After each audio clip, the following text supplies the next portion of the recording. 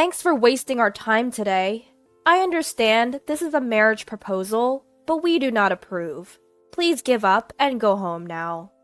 When we went to my boyfriend's family home to announce our engagement, his mother glared at me, speaking down to me like this.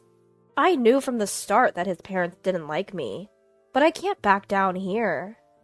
I steeled myself and proceeded to introduce myself to my future in-laws. My name is Marina. I'm 26 years old and work in the General Affairs Department of a manufacturing company. I have a boyfriend who I've been dating since last year. His name is Travis. He's 3 years older than me and we work in the same department. He has a soft expression and his kindness shines through when he smiles. That's what made me fall in love with him. Since we both live alone, we often visit each other's places and enjoy our dates on the weekends. We've built a happy relationship. My parents' home is nearby, so I often take Travis to their place to hang out. My parents really like Travis, and when he visits, they always serve up great meals than usual. Travis gets along well with my father, and I thought that everything would be fine even after we got married. However, Travis has always been reluctant to introduce me to his parents. When I asked him why, he looked troubled. Could you wait a little longer? My parents are nothing like yours. I wish I had been raised by people like your parents. When he said this, he looked somewhat sad. I wondered if he might be on bad terms with his parents. I decided to wait until he was ready to talk about it. I wasn't in a rush to get married, and I thought it would be best for him to tell me when he was ready. But life doesn't always go the way you want it to. One holiday, while Travis and I were heading to our favorite restaurant, a surprising turn of events unfolded. As we were guided to our seats by the staff, Travis suddenly looked shocked and began to fidget uncomfortably. "What's wrong?" I asked. He was at a loss for words and could not answer properly. Well, he said, looking away. Wondering if I had done something wrong, I felt anxious. Just then, "Oh, isn't that dear Travis? I haven't heard from you in a while. I was wondering what you were up to." A woman in her 50s approached our table, chatted amiably with Travis, and then looked at me appraisingly. She had distinctive downturned eyes that made it feel as though she was glaring at me. Perhaps her hair, tied neatly at the back, accentuated the slant of her eyes. As I returned her gaze with a puzzled look, she let out a dismissive chuckle. "Are you really hanging out with a country hick like her, Travis? You're such a good kid. If you don't like it, you have to tell her straight. Otherwise, girls like her won't get the hint." At her words, Travis's face tensed up. He glared back at the woman and defended me. "I won't tolerate any insult to her." But the woman, giving me a pierced look, said, "It's a pity my boy's been fooled by a girl like you. Leave Travis alone right now." Then she headed toward the cashier, paid her bill, and left the diner. "What was that about?" I asked, looking at the departing woman. Travis responded with a weak voice. "That's my mother. A few years ago, because of her, I had to break up with someone I was considering marrying. She said she didn't want to get married if it meant dealing with a mother like that. So that's why she had such an attitude. Yeah, if you decide to continue being with me, there will be a lot of complications. Should we break up here? Don't worry, I won't bring my personal issues into work, and I'll make sure you won't have any trouble." Travis looked pained. "I see. But I still want to be with you, Travis. Do you really want to break up with me?" Travis looked shocked at my words. "You know I have such a mother. If you marry me, it will be a burden on you." "I don't mind. I think that's part of marriage. And we don't have to live with her, right?" "We will never live with her. If she insists, I'll request a transfer at work, and we can move far away." Travis looked at me very seriously. I returned his gaze with a smile. Then I feel reassured. Is it strange if I propose to you? Are you sure? Yes, of course. I want to live with you in the future, I said, feeling heat spread through my body out of embarrassment. I was sure my face was turning red. I feel a bit upstaged, but I'm really happy. I want to be by your side for the rest of my life. Finally, Travis smiled, and I felt relieved. Afterwards, Travis and I decided to introduce ourselves to my parents. They were delighted and eagerly asked how we had decided to marry. This meant I had to talk about my soon-to-be mother-in-law. We tried to sidestep the conversation, pretending to be shy. We were hoping to divert questions about my mother-in-law, but my mother wouldn't allow it. Have you already introduced yourself to Travis's parents, or is that still to come?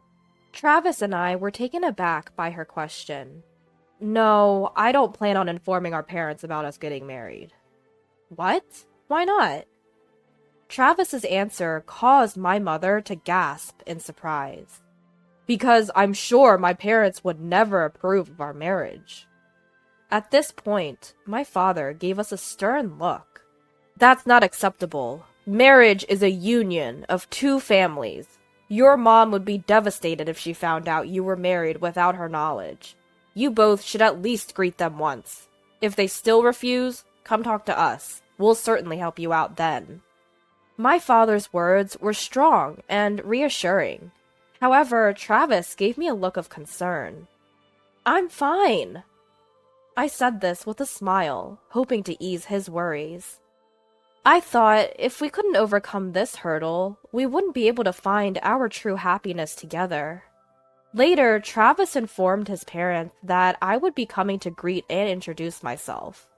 They didn't seem welcoming, but he managed to arrange the meeting anyway.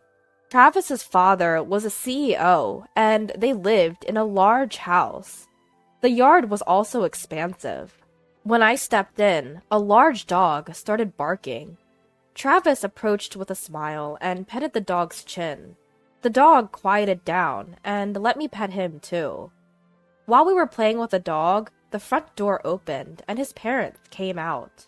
His mother, with her sharp gaze, exuded an intimidating aura, and his father, equally high-handed, looked down upon me. "Don't touch our dog! You're disgusting!" Those were the first words out of his father's mouth. Without even a greeting, he started berating me. I felt extremely uncomfortable. "How dare you speak to her like that? If you keep acting this way, I won't hesitate to cut ties with you." When Travis said this, his parents glared at me, but didn't make any further unpleasant remarks. They invited us into the house. I found it a bit strange. Travis, with just one look at his face, you would think he's a kind person because of his gentle eyes. I thought he took after his father because his mother had upturned eyes, but he didn't resemble his father at all. Things like skipping generations in genetic traits are not uncommon, and there are plenty of kids who don't resemble either parent. So I thought maybe it's best not to delve too much into that matter. I entered the house, and as I was looking around, a middle-aged man in a suit appeared. "Welcome home, young master!" Upon seeing Travis, he bowed to greet him. His kind smile was contagious, and I found myself smiling back at him. "It's been a while, Mr. Williams." "You're all grown now, young master." Mr. Williams looked at Travis and smiled warmly. It was the first time I saw Travis genuinely smile since we arrived at this house. He then introduced me to Mr. Williams. "This is Mr. Williams, my father's right-hand man. To be honest, he's more like a father to me than my own. My father never showed much interest in me, so Mr. Williams often took care of me." "You're the boss's son. I was just doing what was expected of me." "But you've always had a soft spot for me, haven't you? I have to say, I like you more than my father." Travis chuckled. Seeing him laugh innocently felt like a first. As we were talking, my mother-in-law emerged from a room in the back of the house. "Marina!" What are you doing? Come here right now! She shouted angrily. She glared at Mr. Williams. What do you think you're doing? Slacking off from work? How many times have I told you to stay away from Marina? I'll make sure my husband hears about this. You better head off to work. I understand. I'll do as you say. With that, Mr. Williams nodded and left the room. As an office worker who only does clerical work, I wonder if being the CEO's secretary means you have to visit the CEO's house and be at the beck and call of the CEO's wife. Travis glared at his mother and protested. Why do you always treat Mr. Williams so harshly? How can you be so rude to someone who's been working so hard for Dad? Quiet! You should just do as your parents say. I'll deal with that man. Now come over here. Following my mother-in-law, Travis and I moved to the living room. Travis and I sat on the sofa across from my in-laws, and my mother-in-law was the first to speak. Thanks for wasting our time today. I heard you two are here to greet and introduce yourselves to get our blessings, but we don't approve of you two getting married, so just give up and go home. I was prepared for the snide remarks. This didn't bother me at all. No, thank you for taking the time out of your busy schedule for us. Travis and I love each other. It's natural for two people in love to get married. Don't you agree, father-in-law and mother-in-law? I replied with a composed smile. However, my mother-in-law gave a deliberately exaggerated sigh. Ugh, you don't understand anything about marriage, do you? Since our last meeting, I've looked into you. You're a mediocre woman who, after graduating from a nothing special average university, joined a small-scale company. And despite your lack of remarkable skills, you've managed to ensnare my Travis, haven't you? Do you really think a woman like you is good enough for our family? Good match is what's important in marriage. Mom, Marina and I work at the same company. We work the same way in the same place. If Marina is incompetent, then so am I. We're a good match. Travis, you're different. There must have been a reason for you to lower your standards and join that company. This woman only had that option available to her. And besides, my mother-in-law smirking, turning a mocking gaze at me, and continued. Seems like you come from a poor family. After our money, are you? At my mother-in-law's insinuation, I felt my blood boil. I had resolved not to let anything she said upset me, but when she brought up my parents, I couldn't hold back my anger and found myself retorting. Please don't just assume we're poor. What's wrong with calling a spade a spade? Living in a run-down 50-year-old house, driving a car that was released 10 years ago. Did I hit a nerve because I'm spot on? This is why I can't stand poor people. My family home was built by my great-grandfather, who was a carpenter. It's precious to us. As for the car, we simply like it, and have kept it running smoothly. There's no reason for us to be labeled as poor. You did your research, didn't you? You must know what my parents do for a living. Yes, I know your father is a university professor and your mother is a high school teacher. I acknowledge they have respectable jobs. However, there's too much of a disparity between our families. Listen, Travis is slated to take over his father's business someday. Don't think for a second that the daughter of mere educators can marry my son. With that, my mother-in-law cackled loudly. That's when Travis stood up. His face was transformed into something I'd never seen before. A scary expression replacing his usual gentle smile. It was a waste of time trying to talk to you people. I'm cutting ties with you. There's no way I could forgive you for bad-mouthing someone I care about. Marina, let's go. There's no point in trying to persuade them anymore. Travis grabbed my hand, and we left their house. I'm sorry. I'll explain to your parents that we couldn't even have a conversation with them. Please don't say you won't marry me." I could only nod in response to Travis's desperate plea. Travis and I went straight to my parents' house and told them what had happened as his parent. Travis had anticipated this might happen and had brought along a voice recorder. All of my mother-in-law's snide remarks were recorded, and after listening to them, my parents pondered a bit and then said, "Sure, the way his mother spoke was not nice, but you two are giving up too easily. We'll try to work out a strategy, so you go ahead and keep making your wedding preparations. If you, as adults, have decided to marry, you don't need parental approval.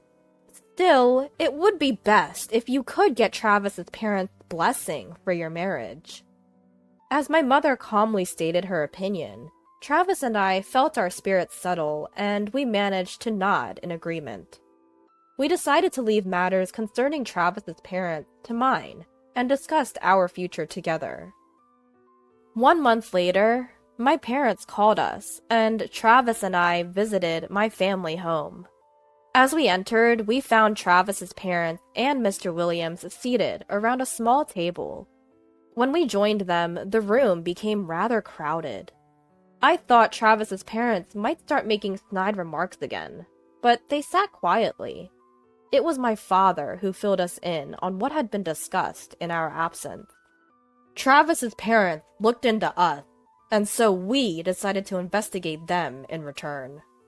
His parents married 30 years ago, after his mother became pregnant.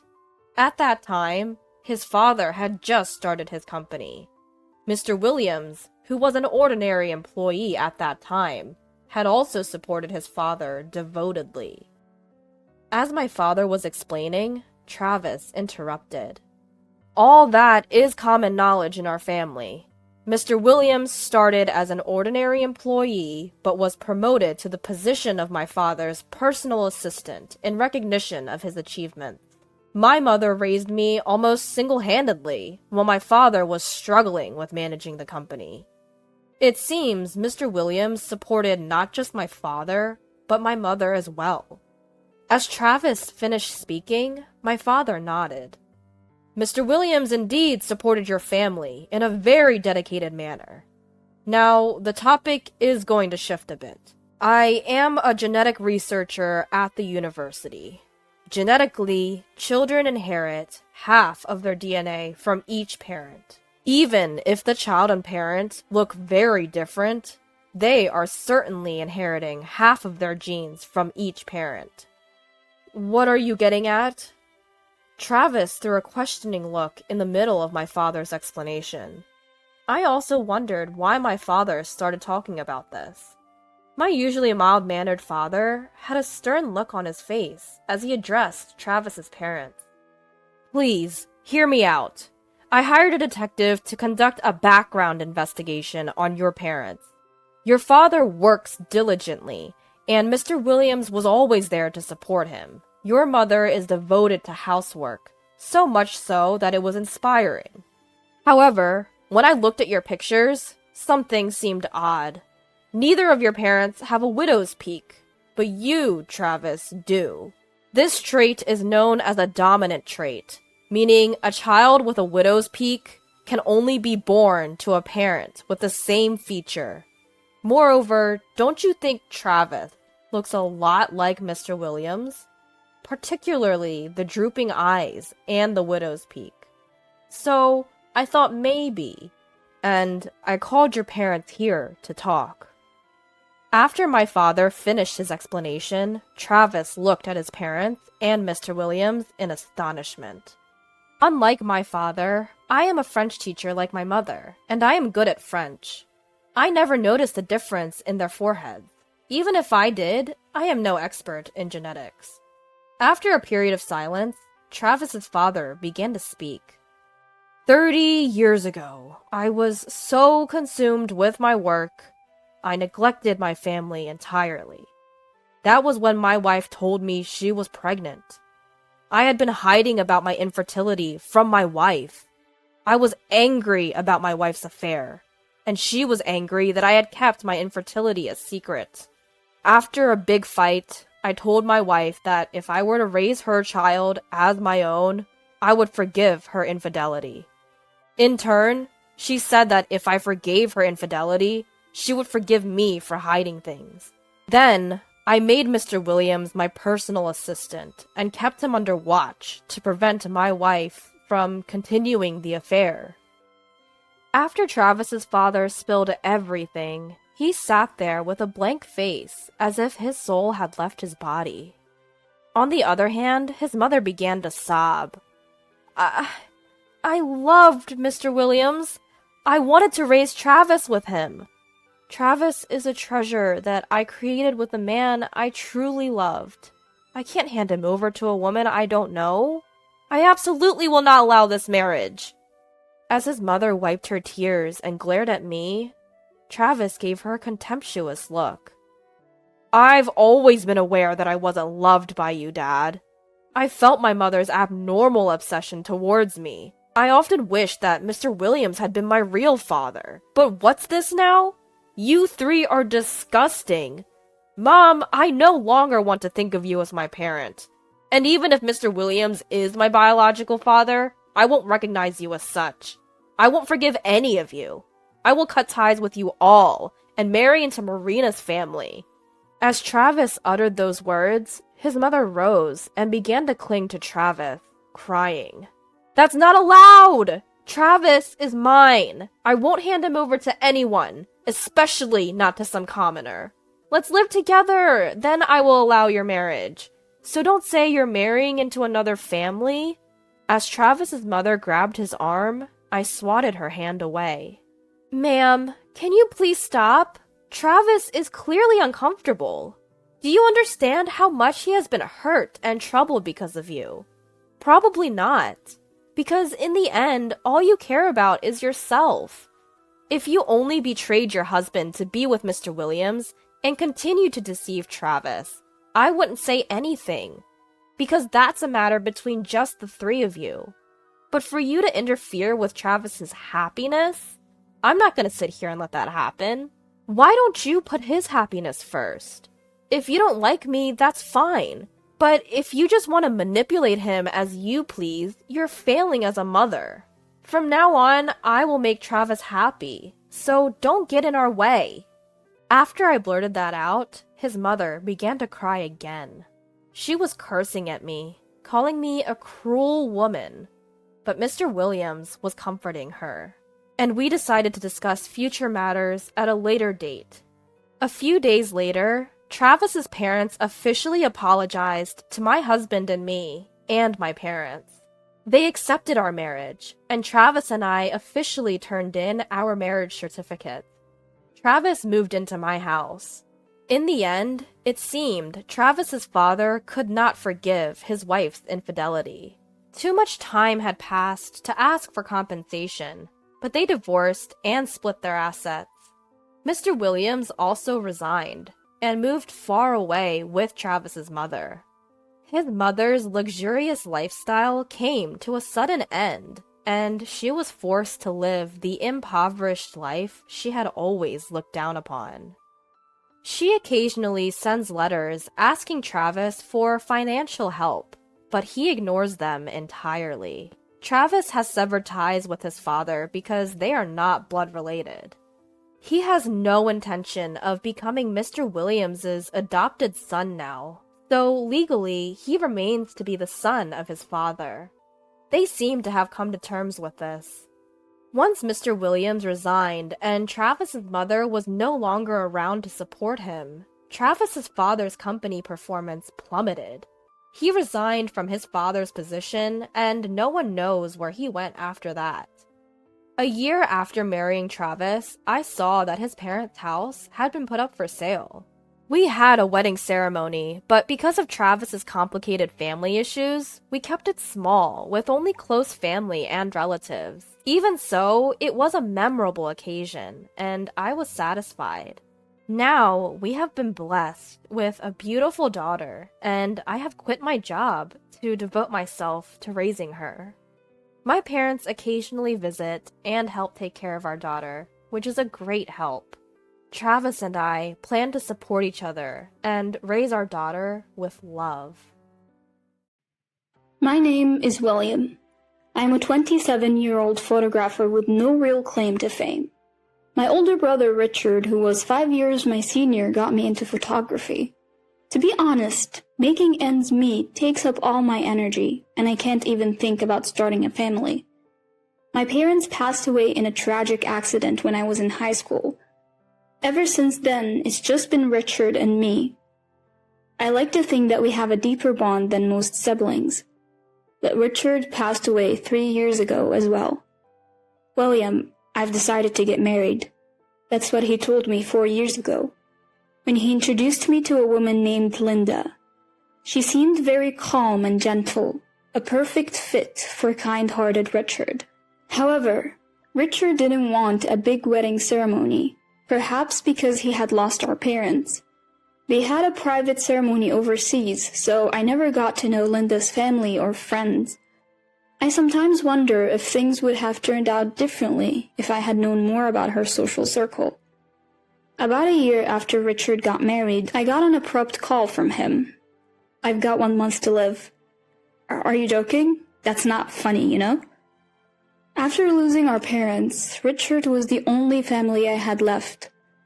I was furious that Richard would make such a horrible joke, but his tone remained steady. "It's terminal cancer.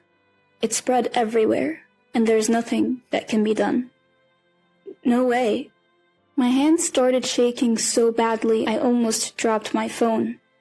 Holding back tears, I struggled to continue the conversation. "I wanted to keep my promise to you." "Well, you can't go breaking it now, can you?"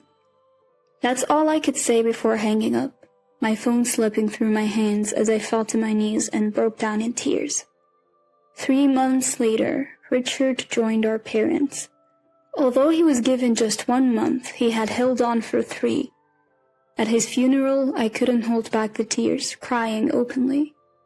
Linda acted strong, and there I was, so utterly pathetic. Years have passed, and I'm still not over Richard's death. We had promised to keep on living, and I could only get through our parents' death because I had him. Now, I'm as lonely as a cloud. I don't even have anyone to talk to about family. I inherited some of Richard's estate, but I can't bring myself to touch the money. I have most of Richard's belongings as keepsakes, but I'm not emotionally ready to look at them. 2 years seem much shorter than I thought they would be. And now the anniversary memorial for Richard is upon us.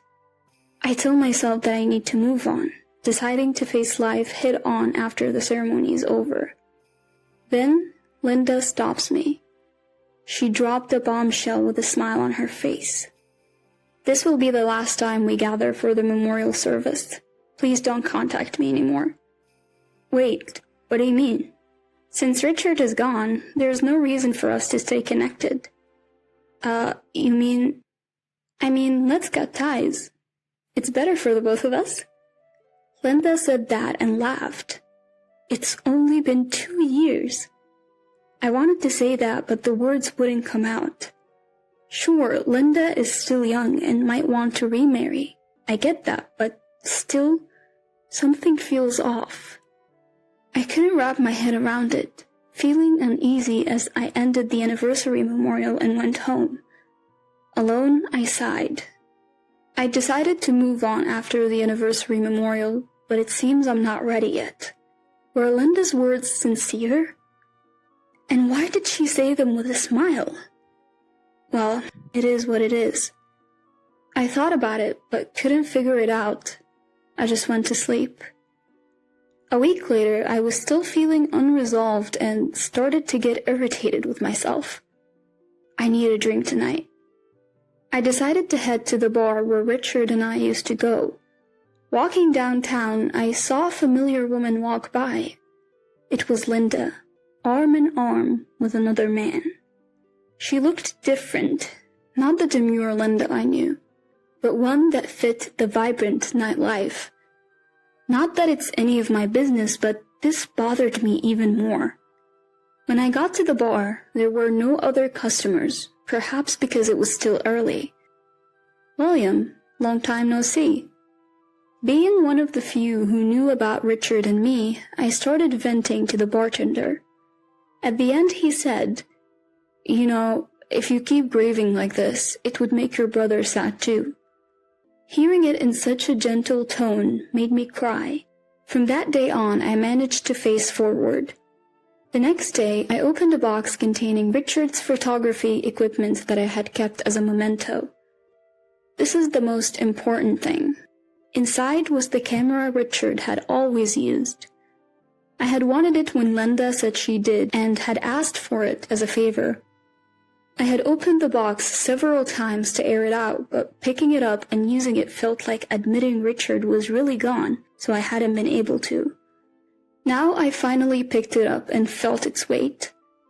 I'll be using Richard's prized camera from now on. Richard's not here anymore, so we can't take new photos together. In that sense, the promise to publish a photo book together will never be fulfilled. But any photo taken with this camera will feel like it was taken with him. I carefully unpacked the box and started arranging its contents one by one. As I pulled the camera out of its case, something else fell out along with it. Picking it up, I realized it was a letter addressed to me. It had been folded multiple times, probably to disguise it as something else and tucked into the camera case. Upon unfolding it, it was addressed to William, and the contents revealed information I'd never heard before, suggesting it was written after a terminal diagnosis. It said that I was listed as the beneficiary for a life insurance policy, and advised me to verify it, as the wife might have changed the beneficiary. I later found out this insurance policy had been in place since my high school days, back when we lived together. A surprisingly large sum had been set aside, apparently with the thought that I'd be in trouble if something happened to him. I hadn't claimed any of the insurance money. Could Linda have? I know nothing about Linda's social circle.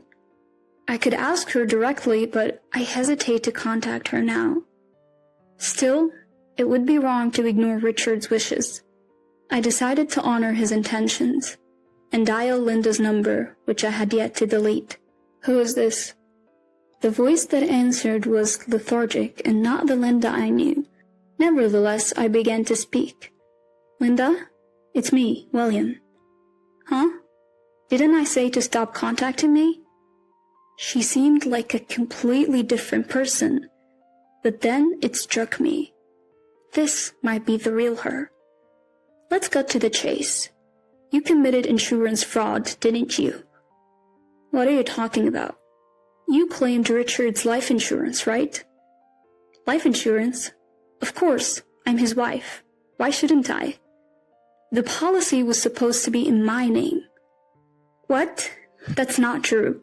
I claimed it, so I am the beneficiary. What is this? You short on cash or something?" This confirmed my suspicions about her true nature, and I had been completely blind to it. But did Richard see it after they got married? Naturally, a spouse would be the beneficiary after marriage.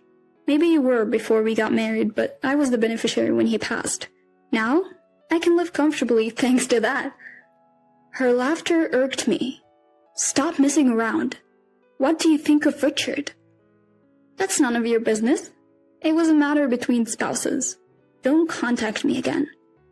I looked at the screen of my phone after she hung up and sighed. A month later, Linda appeared before me, just as I'd expected. "Long time no see, William." Before me stood the Linda I first met. Remarkable how people can change. "What do you want?" I replied, clearly annoyed. "So there are other things left behind by him, right? I have a right to those too, don't I?" "Ah, are you talking about the photo book?" "Yes, royalties. I have a right to receive some too, don't I?" "What? Why?" "Because I was his wife, that's why." To give you the backstory, this all began sometime after Richard passed away. Sitting before me is Brown, from the publishing house. Brown had known Richard for a long time, and came to me with the idea of creating a photo book from our collected works. He had the data from the camera Richard used, and they had been in discussions about it. However, when Richard died, the project stalled. Then after reading a letter Richard had sent from the hospital, Brown decided he wanted to complete the photo book. Of course, I was all in. Richard and I had always promised to someday publish our work together. Whether it sold well or not wasn't the issue. We just wanted to leave something tangible behind. So we went ahead and published it. To be frank, the book by two unknown artists didn't sell. I continued my modest lifestyle until one day, everything changed. Brown contacted me to say that our book had suddenly become popular online. Is it possible that a photo book from 2 years ago becomes a hot topic? I had my doubts about this, but when I looked it up on the internet, I found that the photo book was indeed a hot topic. A well-known influencer had praised it on social media and the posts had gone viral. The book's newfound fame also secured the publication of another photo book, elevating me to a full-fledged photographer. And that's when Linda, eyeing the royalties, showed up at my door.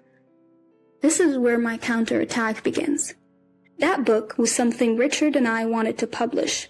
I don't want you tainting it. Just go away. Don't give me that idealistic talk. The royalties are split, right? That means I have the right to some. It's clear her only interest is in the money. I am furious. What does she think Richard meant to her? We had cut ties, and yet here she is making demands. Let's talk about the insurance money instead. Insurance money? Can we not? That's not important right now. It is important, but fine. Let's stick to the photo book. That was self-published, so there are no royalties. However, my new book is bringing in lots of royalties. What? What are you talking about? There is no money for you to take. Moreover, you're facing fraud charges over the insurance money. What will you do? I didn't commit any fraud. Are you still going on about that? What about the $300,000 you received? Your name was on it, but she interrupts me. So, it's my money. But Richard changed that just before he passed. I can get handwriting analysis results anytime. I am done beating around the bush.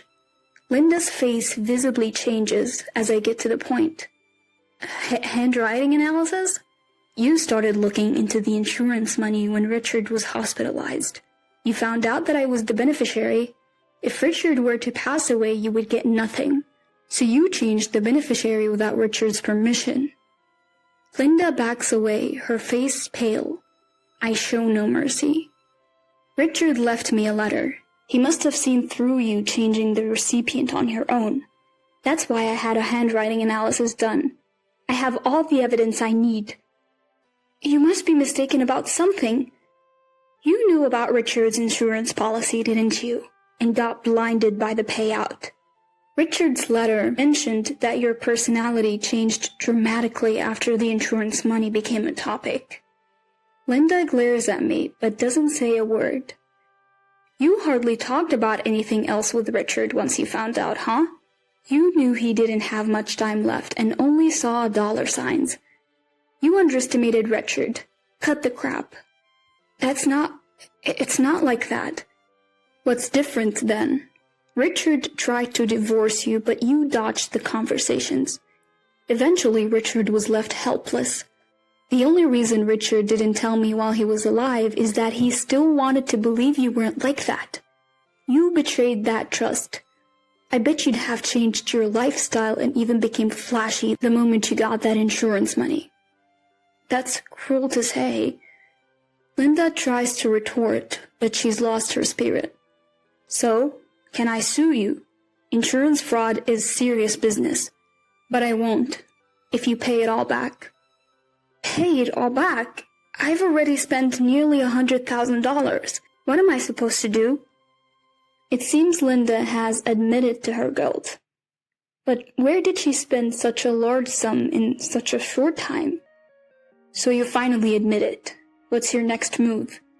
I witnessed the color draining from Linda's face for the first time as she collapses on the spot. I get it. I'll find a way to pay it all back. Later, I received the full $300,000.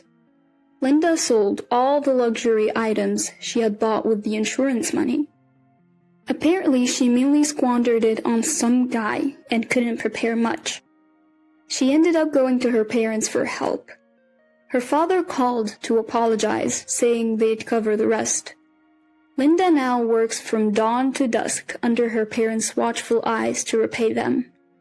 As for me, I've secured a book deal and royalties are coming in. I'm thriving as a photographer. All thanks to Richard.